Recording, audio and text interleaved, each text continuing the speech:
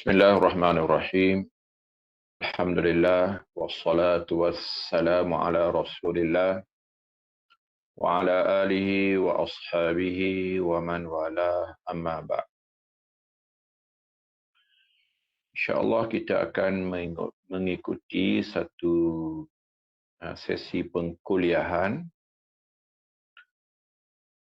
dalam subjek mustalahul hadis. Teks yang kita guna pakai iaitulah Taisir Mustalahil Hadis. Taisir maknanya mempermudahkan ilmu Mustalahil Hadis.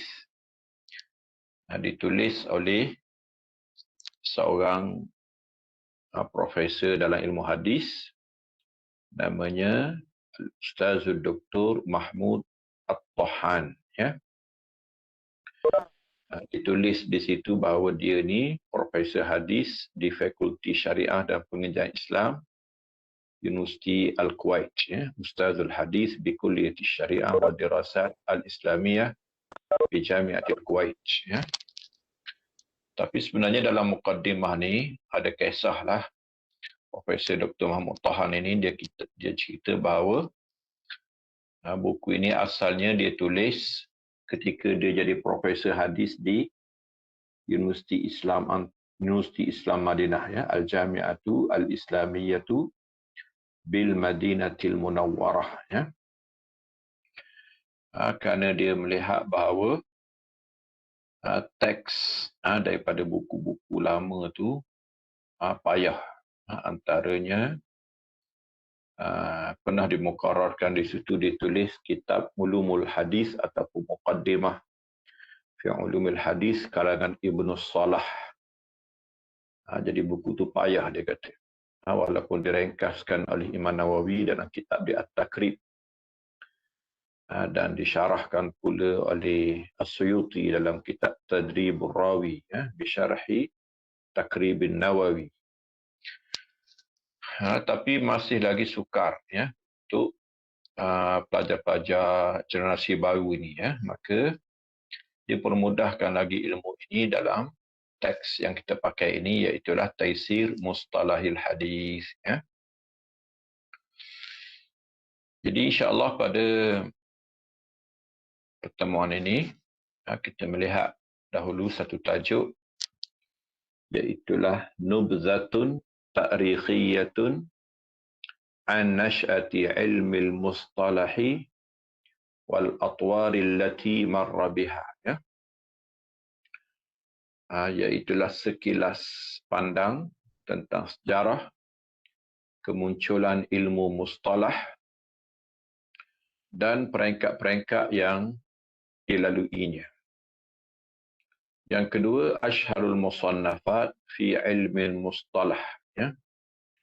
Buku-buku utama ataupun buku-buku paling masyhur dalam ilmu mustalah hadis. Dan yang ketiganya ialah Ta'rifatun Awwaliyah, pengenalan awal. Jadi ini 3 topik asas yang akan kita lihat. Pertamanya sejarah kemunculan ilmu mustalah. Yang kedua, tulisan-tulisan ataupun rujukan-rujukan asal kepada ilmu ini. Yang ketiganya ialah berkenaan dengan beberapa terminologi ataupun istilah-istilah asas yang perlu diketahui sebelum daripada kita membicarakan tentang ilmu mustalahul hadis. Jadi kita tengok daripada awal ini ditulis bahawa Nubzatun Ta'rikhiyatun an Nash'ati Ilmil Mustalahi wal Atwari allati marra biha. Sejarah ringkas tentang kemunculan ilmu mustalah dan perkembangannya, peringkat-peringkat yang dilalui, hasil pengembangannya sepanjang sejarah. Yulahizul bahithul mutafahisu annal ususa wal arkan al asasiyata li'ilmi al mustalahi ataupun li'ilmi riwayati wa naqli al akhbari mawjudatun fil kitabil aziz was sunnatin nabawiyah. Al-bahis, seorang pengkaji, yulahizu, akan dapat membuat pemerhatian, pengkaji yang mutafahis, pengkaji yang teliti, yang mendalami akan mendapati bahawa asas-asas dan rukun-rukun asas, prinsip-prinsip utama kepada ilmu riwayah, ilmu periwayatan berita secara umumnya, wanakil akhbar, dan pemindahan hadis ataupun pemindahan berita, itu sudah siap ada dalam Quran dan Sunnah. Faqad jaa fil Qur'anil Karim qawluhu ya ayyuhallazina amanu in ja'akum fasiqun binaba. Fatabayyanu, wahai orang-orang yang beriman, jika datang kepada kamu seorang fasik membawa berita, maka carilah kepastian. Ayat ini satu ayat dalam surah Al-Hujurat, ayat 6.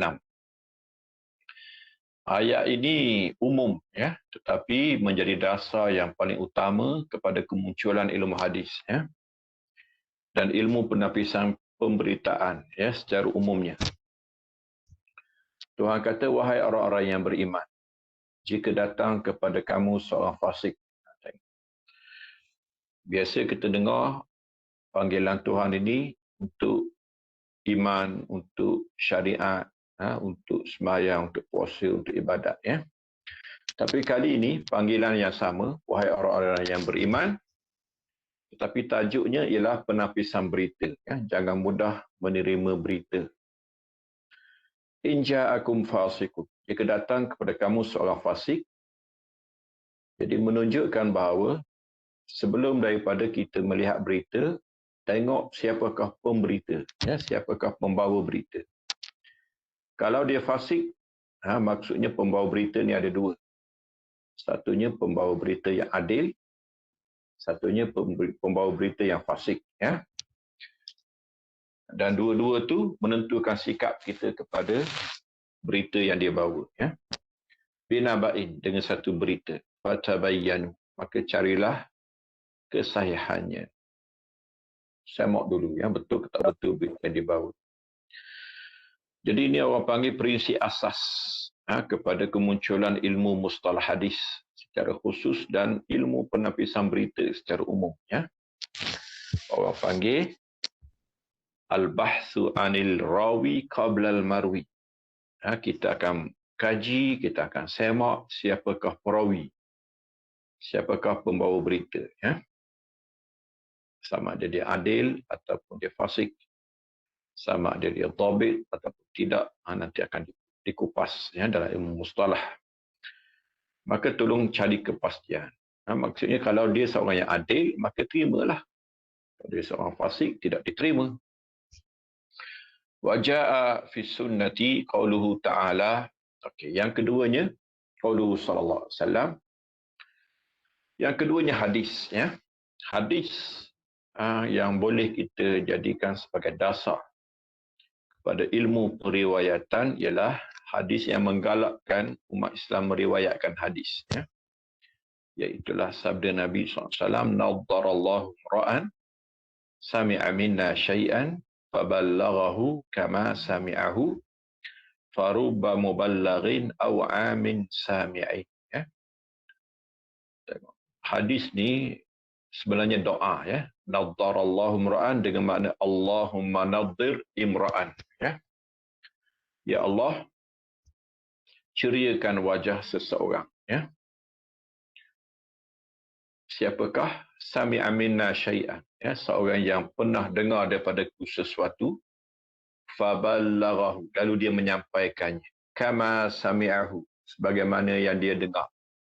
Farubba muballaghin aw amin sami'. Boleh jadi orang yang disampaikan kepadanya lebih menyimpan daripada yang mendengar. Tengok hadis ini membawa beberapa petunjuklah. Yang pertamanya galakan untuk tabligh. Galakan untuk riwayah. Jadi apa yang kita dengar tu riwayatkan, sampaikan. Kemudian bukan sebarang penyampaian, bukan sebarang tabligh. Dia mestilah disampaikan dengan penuh disiplin. Dia kena dengar betul-betul dan dia kena sampaikan betul-betul. Ya. Dia menyimpannya dan dia menyerahkan kepada orang lain ataupun menyampaikan kepada orang lain sebagaimana yang dia simpan dengan telitinya. Ya. Jadi ini dasar penyampaian hadis yang disebut oleh Nabi SAW, selain daripada kelebihannya. Orang yang menyampaikan hadis, kelebihannya nadharah, ya, Tuhan ceriakan. Ini kerana dia menjaga kesegaran hadis. Maka Tuhan juga memelihara kesegaran dirinya, terutamanya wajah. Kemudian riwayat lain dia menyebut faruba hamili fiqhin ila man huwa afqahu minhu. Boleh jadi penanggung fiqh membawanya kepada orang yang lebih faqih. Ya. Ini juga masih lagi dalam kelebihan kita menyampaikan. Boleh jadi duduk dalam simpanan kita tidak terjaga, tidak terpelihara dan tidak difahami. Tapi jika diberi kepada orang lain lebih menjaga, lebih menyimpan dan lebih memahami. Wa rubba hamili fiqhin laisa bifaqih. Boleh jadi penanggung fiqh bukanlah seorang yang faqih. Dia tanggung saja. Kita macam keldai, bawa ataupun macam kereta yang bawa barang. Dia tak tahu apa barang tu, ya. Yang bawa buku. Dia hanya meriwayatkan. Boleh jadi dia menyampaikan kepada orang dan orang lain lebih faham. ففي هذه الآية الكريمة وهذا الحديث النبوي الشريف مبدأ التثبت في أخذ الأخبار. Jadi Quran dan hadis yang kita baca ini ada prinsip tentang at-tasabbut. At-tasabbut dengan mana at-tabayun. Ya, fatasabbatu fatabayyanu. Mana cari kepastian, menuntut kepastian. Jangan diterima bulat-bulat. Fi akhdhil akhbar, ketika mengambil hadis, wa kaifiyati dhabtiha. Dan bagaimana cara untuk kita jaga, pelihara hadis. Ya, dengar betul-betul, hafal betul-betul, sama ada hafalan dada ataupun hafalan tulisan. Bilintibahilaha, iaitulah sedar dan jaga ketika menerimanya. Wa wa'yiha, memeliharanya. Wa tadqiq fi naqliha lil akharin, dan teliti ketika menyampaikannya kepada orang lain. Jadi dia ada dua peringkat lah, peringkat tahammul, dia panggil peringkat menanggung, peringkat talak, peringkat menuntut, itu pun ada adab dan disiplinnya. Dan satu lagi kita ada adab dia panggil. Peringkat fi marhalatil adab wa ta'lim wa tabligh wa riwayah. Peringkat menyampaikan, peringkat menunaikan amanah, peringkat meriwayatkan kepada orang lain, peringkat guru ataupun peringkat mengajar. Ya. Kedua-duanya kena disiplin. Wa imtithalan li amrillahi ta'ala wa rasulih sallallahu alaihi wasallam faqad kana as-sahabatu radhiyallahu anhum yatasabbatuna fi naqlil akhbari wa qabuliha. Jadi mematuhi perintah Allah dan Rasul inilah maka para sahabat mencari kepastian di dalam menanggung, dalam memindahkan berita dan menerimanya. Memindah dengan amanah dan menerimanya pun dengan penuh amanah. Dan disiplin. La siyama idza syakku fi sidqin naqillah. Terutamanya kalau dia syak pada kebenaran, kejujuran, betulnya ataupun tepatnya orang yang membawa berita itu. An-naqil. An-naqil ialah ar-rawi. Rawi. فظهر بناء على هذا الموضوع الإسناد. فظهر بناء على هذا موضوع الإسناد. Maka muncullah dibina di atas perkara ini timbul isu sanad. Ya? Sanad. Sanad maksudnya setiap perawi kena beritahu siapakah gurunya. Siapakah gurunya.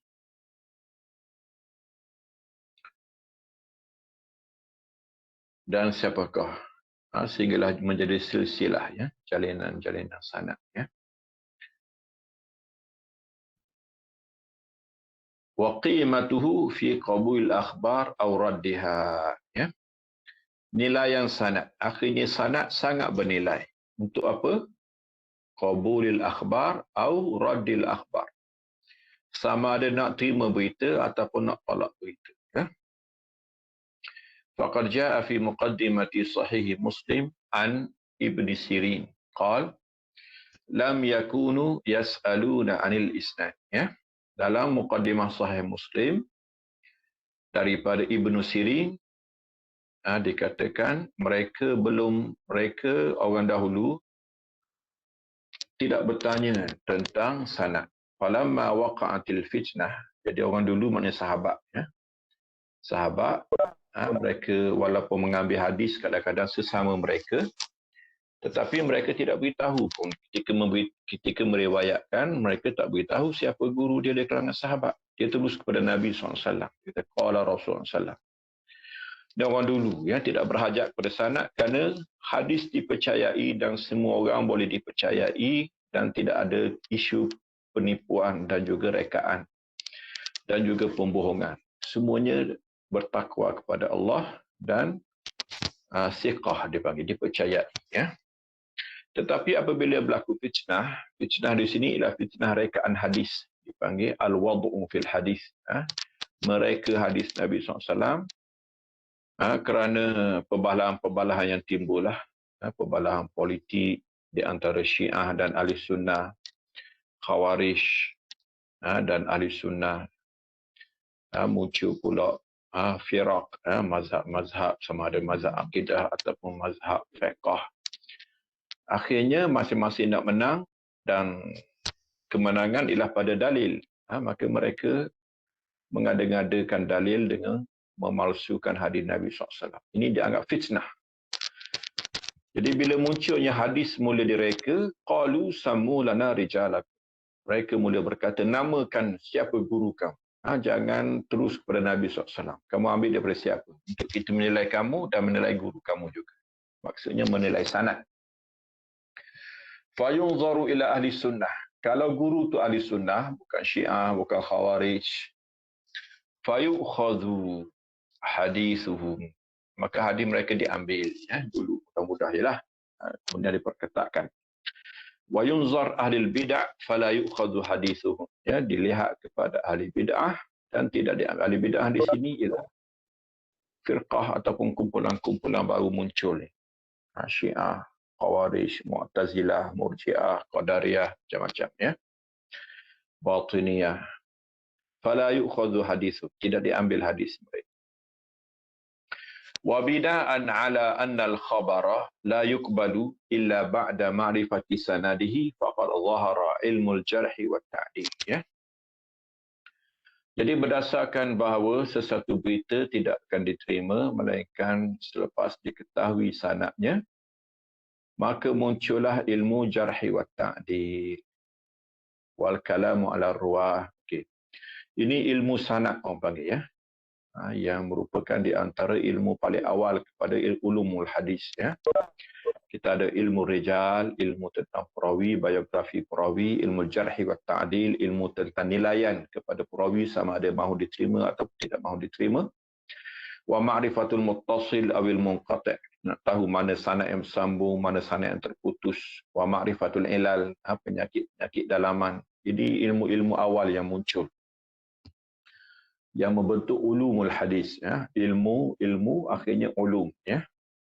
Wa dhahara al-kalamu fi ba'd ar-ruwah lakin ala qillah. Dan mula ada perbahasan dan pengkritikan kepada perawi walaupun sedikit, liqillati ar-ruwati al-majruhin fi awal amri, kerana mereka awal tidak ramai perawi yang dicela ataupun perawi yang tidak diterima, ya.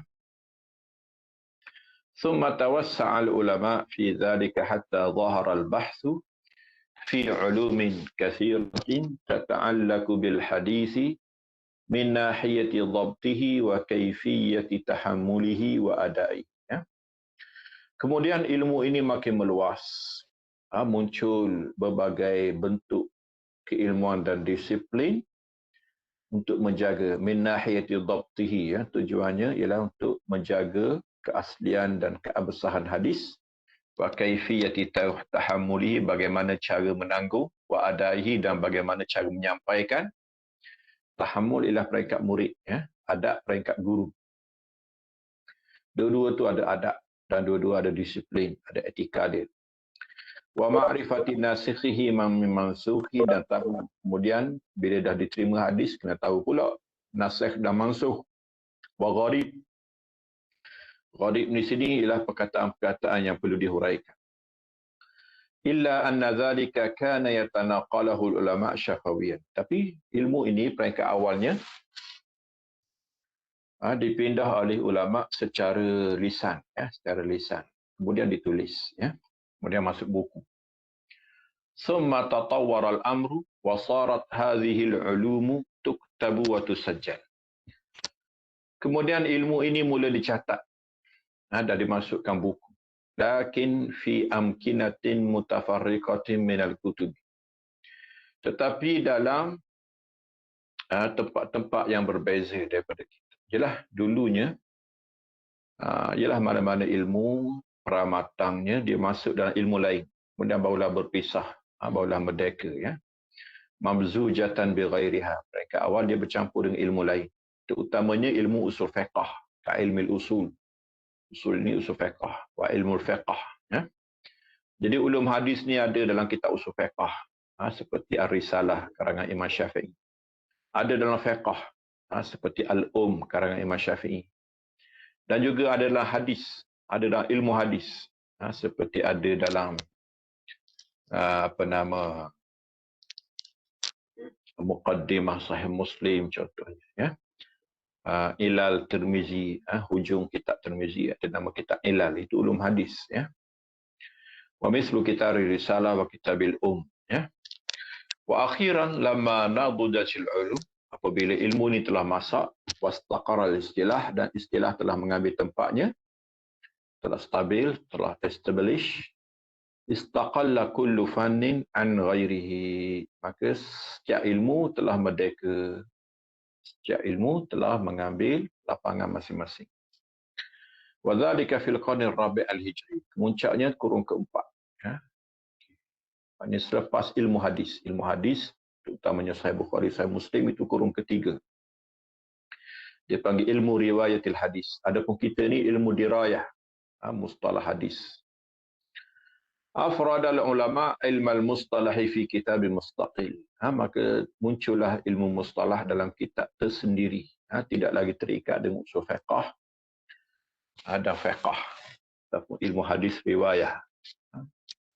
Wa kana min awwal man afradahu bitasnif al-qadi Abu Muhammad ibn al-Hasan ibn Abdurrahman ibn Khallad ar-Ramahul Muzi. Ini dikatakan kitab pertama yang sampai kepada kita.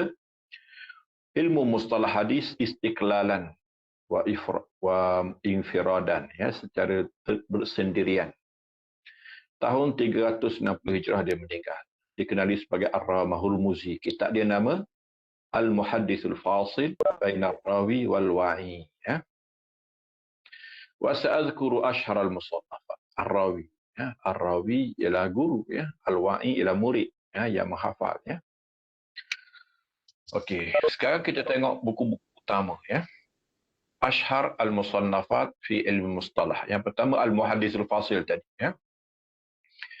karangan Abu Muhammad Al-Hasan ibn Abdurrahman ibn Khallad ar-Ramahul Muzi, mati tahun 360, mata atau tufiya sanata 360 min al-hijrah. Lakinnahu lam yastawfi abhath al-mustalahi kulliha. Tapi biasalah kitab pertama, belum lengkap, belum meliputi. Ma'rifat ulumul hadis, ini kitab yang kedua, karangan Al-Hakim An-Naisaburi, karangan mati tahun 405, tahun 405. Lakinnahu lam yuhazib al-abhas. Tapi dia belum kemas kini, biasa dah pengesahan awal, belum kemas. Walam yurtatibha at-tartib al-fanni. Susunan dia tidak mengikut susunan disiplin yang kita tengok hari inilah.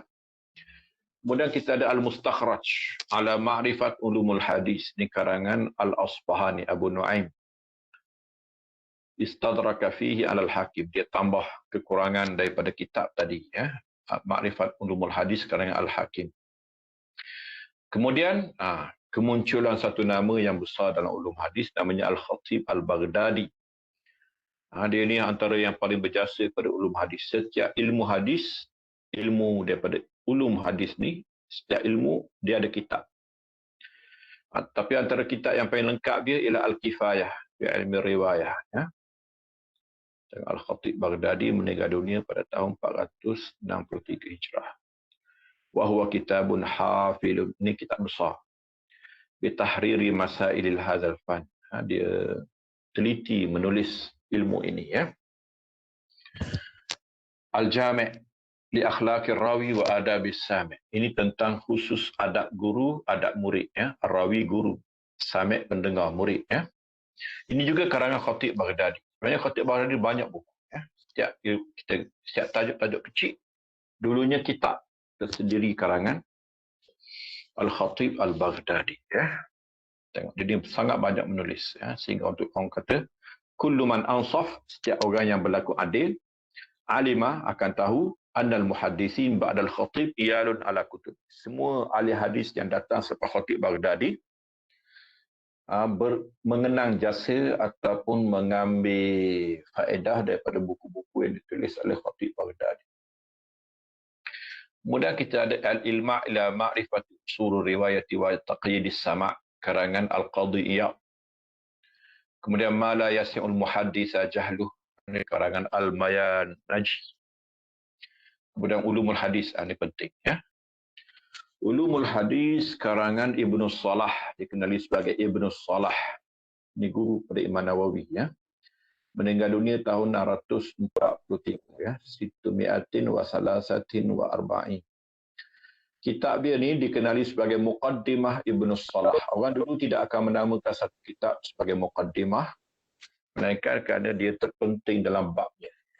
Dalam ulum hadis, Muqaddimah paling penting ialah Muqaddimah Ibnu Salah.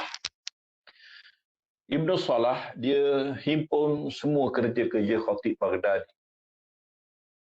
Dan disusun dalam satu kitab, diringkaskan dan diedit, ditambah daripada karangan-karangan orang lain. Maka keluarlah orang kata awwalu kitabin manhaji. Satu kitab silibus lengkap kepada ulum hadis. Yang pertama dalam sejarah, dikenali sebagai Ulumul Hadis ataupun Muqaddimah fi Ulumul Hadis karangan Al-Khatib Al-Baghdadi. Selepas zaman Ibnu Salah, semuanya merujuk pada Ibnu Salah. Seperti At-Takrib wa Taisir karangan Imam Nawawi. Kitab ini ikhtisar di kitab Ulumul Salah. Imam Nawawi hanya meringkaskan kitab gurunya, Ibnu Salah. Imam Nawawi sebenarnya ada kitab yang kedua. Selain daripada ni At-Takrib.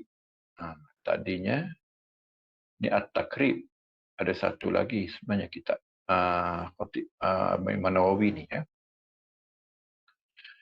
Okeylah. Kemudian daripada Takrib Imam Nawawi disambung oleh As-Suyuti. As-Suyuti tulis syarah kepada Takrib Nawawi. Tajuk dia ialah Tadribur Rawi. Tadribur Rawi, syarah Takribun Nawawi. Kemudian Nazmud Durar, Al-Iraqi. Al-Iraqi daripada kitab Ulum Hadis dibuat nazam, dibuat dalam bentuk syair. Maka dia buat 1000 syair daripada kitab Ulumul Hadis Ibn Salah, nama dia Nazmud Durar. Tapi sebenarnya lebih dikenali sebagai Alfiyatul Iraqi. 1000 bait syair milik Iraqi. Kemudian datang Imam Sakhawi, dia syarah kepada kitab Al-Iraqi tadi. Nama dia Fathul Mughith. Jadi Sakhawi, tengok Sakhawi dengan Suyuti lebih kurang mati. Ini ulama kurun ke-10 dah. Suyuti meninggal dunia tahun 911. As-Sakhawi tahun 902. Kalau tahun dua orang ni belum berlomba. Jadi oleh kerana As-Suyuti telah syarah kepada Nawawi, Tadribur Rawi, As-Sakhawi dia tak ambil dah Nawawi, dia ambil kitab Iraqi. Dia syarah dalam kitab dia Fathul Mughith.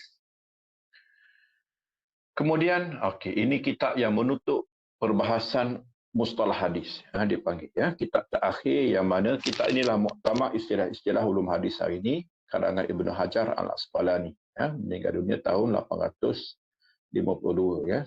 Samanu mi'atin wasnaini wa khamsin minal hijrah. Kitab dia tajuk dia Nukhbatul Fikar. Nukhbatul Fikar ya. Nukhbah maknanya rumusan daripada fikiran-fikiran, daripada idea-idea yang paling asas ya. Kemudian dia sendiri syarah kitab ni, tajuk dia Nuzhatun Nazar ya. Kemudian antara kitab yang terakhir yang menjadi nazam selain daripada Alfiyah Uruqi dan bentuk syair, bait-bait syair, tadi kita dah berkenalan dengan Alfiyah Iraqi. Tapi hari ini lebih orang ambil yang lebih ringkas, dikenali sebagai Manzumah Baiquniyah ya. Ini hanya ada 34 bait sahaja ya, lebih ringkas. Okey, kemudian kita ambil satu contoh kitab moden karangan Jamaluddin Al-Qasimi. Sebenarnya orang Melayu kita kenal Jamaluddin Al-Qasimi, tapi tahu nama kitab. Kitab dia Mau'izatul Muttaqin ya, syarah ataupun ringkasan kepada Ihya Ulumuddin ya. Sebenarnya buku dia banyak lagi lah. Ini mujaddid ya, seorang reformis moden. Nama dia Jamaluddin Al-Qasimi. Dia ada sumbangan kepada ilmu mustalah dengan kitabnya Qawaidut Tahdits ya. Okay. Kemudian kita masuk ke tajuk terakhir ya. Ta'rifatun awwaliyatun ya, pengenalan asas kepada ilmu mustalah hadis ya. Ilmu mustalah, apa itu ilmu mustalah? Ilmun bi usuli wa qawaida yu'rafu biha ahwalus sanadi wal matni min haitsul qabul war radd ya. Satu ilmu tentang asas-asas, prinsip-prinsip, diketahui dengannya situasi sanad, situasi matan, dari segi nak diterima ataupun nak ditolak. Tengok tu lengkap. Maka dia satu ilmu tentang usul. Jadi ilmu ini hanyalah ilmu asas-asas ataupun prinsip-prinsip utama sahaja ya. Apa dia? Apa yang dibincangkan tentang ahwalus sanadi wal matni ya, tentang situasi sanad dan matan. Kita akan bincang hadis pertamanya dari sudut sanad dengan segala perbincangannya, dan juga yang keduanya dari segi matan dengan segala ilmu dan disiplin yang diperlukan. Tujuannya ialah nak terima ataupun nak tolak hadis. Akhirnya penapisan ini berakhir dengan adakah hadis ini makbul, diterima, sahih ataupun hasan, ataupun mardud, ditolak, ya, dhaif ataupun maudhu', direka ya. Maudhu'uhu, tajuk ataupun tema. Temanya ialah as-sanad wal matn. Ini yang paling paksi kepada ulum hadis ya. Dia akan bincang pasal sanad, dia akan bincang pasal matan. Dari sudut mana? Al-qabul war radd, nak diterima ataupun nak ditolak. Itu asasnya. Samaratuhu, hasil ataupun buahan ataupun dapatan daripada perbincangannya ialah tamyizus sahih minas saqim. Kita boleh beza mana hadis yang betul, mana hadis yang berpenyakit, ya, mana hadis yang boleh diterima, mana hadis yang boleh ditolak. Sahih ila makbul, saqim ila mardud, ya. Okey, hadis. Apa makna hadis? Al-hadis dari segi bahasa al-jadid. Istilah al-jadid baru ni. Saubun hadisun, saubun jadidun, hizaun jadidun, hizaun hadisun. Istilahan ma udhifa ila an-nabi sallallahu alaihi wasallam min qaulin aw fi'lin aw takririn aw sifah, ya. Okey, sini bukan kisah barulah. Kisahnya apa yang disandarkan kepada Nabi, ya. Sama ada perkataan, perlakuan, persetujuan ataupun sifat, ya. Empat perkara tu, ya. Perkataan Nabi, Nabi bercakaplah. Kelakuan Nabi. Di sini sahabat yang bercakap, menceritakan kelakuan Nabi. Takrir Nabi tak bercakap, Nabi tak buat, sahabat yang bercakap, sahabat yang buat, Nabi setuju. Ya, Nabi diam ataupun Nabi tidak engkar ataupun Nabi menyebut tentang perkenannya. Satu lagi ialah sifah. Sifah di sini ada dua. Sifah khalqiyah, sifah khuluqiyah. Ya, ini ilmu syama'il. ilmu tentang sifat Nabi SAW. Sama ada sifat fizikal ataupun sifat dalaman spiritual, kepribadian, atau dipanggil akhlak. Ya. Al-khabar, lughatan an-naba. Khabar dari segi bahasa, naba, berita. Ya. Dari segi istilah, sama dengan hadis. Mudah gitulah, sama dengan hadis. Ya. Kemudian, asar. Asar dari segi bahasa, baqiyatus syai'. Baqiyatus syai'. Maksudnya, baki sesuatu kesan. Macam tapak kaki. Ya. Asarul masyi. Asarul sayri. Ya. Kesan berjalan. Ialah tapak kaki. Jadi asalnya tapak. Ya. Jejak. Istilahan. Ialah sama dengan hadis. Ya. Mustalah hadis. Kalau ikut ilmu mustalah. Asar ialah hadis sama. Ya. Kalau dalam ilmu lain, lainlah. Ya. Isnad. Isnad ada dua makna lebih kurang je sebenarnya. Ya. Sama ada kelakuan sanad, kelakuan menisnadkan, dia panggil azwul hadis ila qailihi musnada. Ya. Menyandarkan hadis kepada siapa yang berkata. Jadi hadis kita tak terus kepada Nabi SAW. Kita, guru kita siapa, guru kepada guru kita siapa, guru kepada guru-guru, sehinggalah sampai ke Nabi SAW. Ya. Jadi kelakuan menyandarkan hadis kepada siapakah yang menyampaikan kepadanya itu dinamakan isnad. Ataupun silsilatul rijal. Ni nama-nama guru yang telah siap, nama-nama perawi ni orang panggil san isnad. Boleh juga. Ya. Mana isnad dengan mana sanad. Sanad apa dia? Mu'tamad. Dari segi bahasa, benda yang boleh dipegang. Ya. Contohnya, saya menyandar kepada sanad. Ya, belakang. Belakang kita ni orang panggil sanad. Kerana tempat menyandar, ya, tempat dipegang. Istilahan silsilatul rijal, ya, jalinan perawi-perawi yang akhirnya sampai kepada matan. Ialah daripada Bukhari, gurunya, guru-gurunya sampailah kepada Ibnu Umar contohnya, sampailah kepada Nabi SAW, sampailah kepada innamal a'malu binniyat. Jadi nak sampai kepada matan itu, perawi-perawi yang disebut sebelumnya itu dinamakan sanad. Ya. Kemudian matan, al-matnu. Ya. Al-matnu lughatan ma saluba wartafa. Ya. Matan dari segi bahasa, apa yang keras lagi meninggi daripada bumi. Maksudnya bukit lah. Bukit ataupun tanah tinggi. Bukan bukit pasir. Bukit pasir itu boleh beralih. Ini bukit betul. Salub, keras. Irtafa, meninggi. Ya. Istilah yang dimaksudkan di sini ialah ma yantahi ilaihi sanadu minal kalam. Ya, selepas sanad maka bermulalah matan. Ya. Al-musnad.